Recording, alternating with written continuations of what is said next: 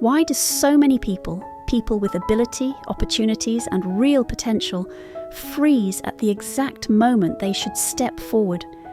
Why are so many turning points in life not destroyed by reality, but quietly ended by a single sentence? Never mind, I'm not good enough. Why do you know very clearly that you must change? That you should leave a job that is draining you, walk away from a relationship that keeps eroding your self-worth, or take one real risk for the life you actually want. Yet every time you decide, you somehow retreat back to the same place, using phrases like, "I'll wait a bit longer," "I'm not ready yet," or maybe "this just isn't for someone like me," to trap yourself where you are. And why is it that when you watch others keep trying, keep moving, keep rebuilding their lives, what rises inside you isn't blessing or admiration, but a sharp, silent ache, a mix of anxiety, frustration, even shame? You don't doubt the opportunity. You start doubting yourself, as if from the very beginning you were only ever meant to get this far. If these questions don't feel unfamiliar, if they return again and again in your life, then today's episode is not about an abstract psychological concept. It is about a hidden force that has been quietly limiting the ceiling of your life. Today we are talking about something you may be using every single day without ever recognizing it: self-limitation. Many people assume self-limitation means low confidence, overthinking, or a lack of effort. But psychologically, it is far more complex than that. At its core, self-limitation is a defense mechanism. When your brain predicts, "If I try, I might fail. If I fail, my self-worth will be damaged." It steps in early, not to help you succeed, but to help you avoid pain. So you don't fail after acting, you fail before acting at all. You tell yourself, "I'm not sending my resume because the market is bad. I'm not confessing because we're not compatible. I'm not starting because the risk is too high." These reasons sound rational, mature, even responsible, but quietly they remove every chance you might have had to prove yourself wrong. The irony is that this mechanism works temporarily. It protects you from embarrassment, rejection, and shame. You never lose, but you never truly win either. Self-limitation isn't proof that you're incapable.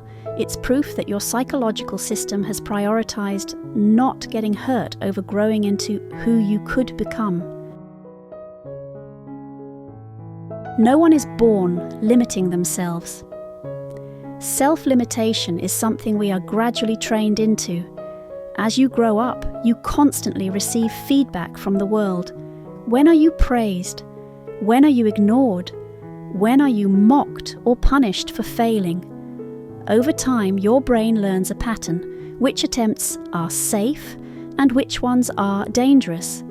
If you try repeatedly and get rejected, your brain reaches a conclusion: effort doesn't guarantee safety. Better not begin. Psychology often uses the metaphor of the flea experiment. A flea that repeatedly jumps into an invisible lid eventually stops jumping high, even after the lid is removed. Many people live exactly like that. The original limitation is gone, but the learned boundary remains. You're not incapable. Your experience has simply taught you, don't try. It won't work anyway. Over time, this belief becomes identity.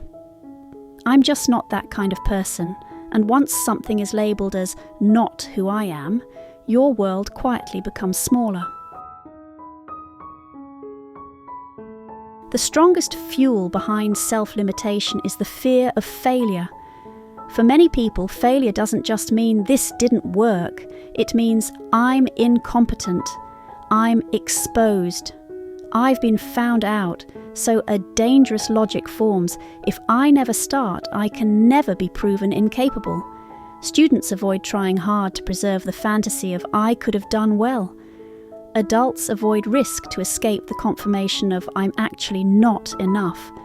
This logic makes you very clever. You become excellent at finding reasons not to move. You dress stagnation up as maturity, but the cost is steep. The more you avoid failure, the smaller your safe zone becomes. Eventually, you even begin to doubt those who dare to try. They're just lucky. Wait until they fail. Not because courage is wrong, but because you must invalidate it to justify staying where you are. Self-limitation is often blamed on laziness, but laziness is usually the result, not the cause. When someone grows up surrounded by criticism, comparison, or high-pressure evaluation, their brain learns a rule: less risk equals less pain. Comfort zones stop being comfortable. They become psychological shelters, not satisfying, but familiar, controllable, and predictable. Early experiences matter deeply here. If you were frequently compared, corrected, or discouraged as a child, your system may have internalized this rule. Safety matters more than possibility. Even more subtly, some people fear success itself. Success can mean leaving behind a familiar identity, a family role, or emotional balance. Outgrowing others may feel like betrayal. Psychology calls this success anxiety. So at critical moments you delay, self-sabotage, or retreat, not because you lack ability, but because your nervous system is trying to preserve a familiar version of you. Over time, "I can't" stops being an opinion and becomes a survival strategy.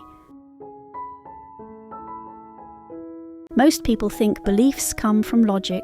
In reality, beliefs often come from emotional moments when you needed protection. At a vulnerable point, when you failed, were embarrassed, or unsupported, your brain made a fast decision. "I'm not good at speaking. I'm not built for competition. I'm just not meant to succeed." These were not objective truths. They were emergency conclusions. Once a belief is formed, your brain starts collecting evidence to confirm it. Contradictions are ignored. This is the power of the self-fulfilling prophecy. You slowly become the person you once decided you were, not the person you could have been. But here is the turning point. If beliefs are decisions, they are not destiny. You once decided unconsciously. You can now decide consciously. Change doesn't require instant confidence. It requires one thing only: stop letting old decisions veto futures that haven't happened yet. Real change doesn't come from affirmations alone. It comes from building new evidence. Your self-image is like a user manual in your brain. It defines what feels allowed. To change it, actions must be small enough to feel safe, not for efficiency, but to show your brain, this isn't as dangerous as you thought. Language matters too, because language directs attention. When "I can't" becomes "if I were to try, where would I start?" your focus shifts from judgment to problem solving. Most importantly, allow yourself multiple identities. You can be ambitious and uncertain, growing and afraid. No longer who you were, not yet who you'll become. When you stop reducing your life to one label, self-limitation loses its grip. The cruelest part of self-limitation is not failure. It's convincing you that the life you never lived was never meant for you. You don't lack potential. You simply learned too early, too often, to make safe decisions for your future self.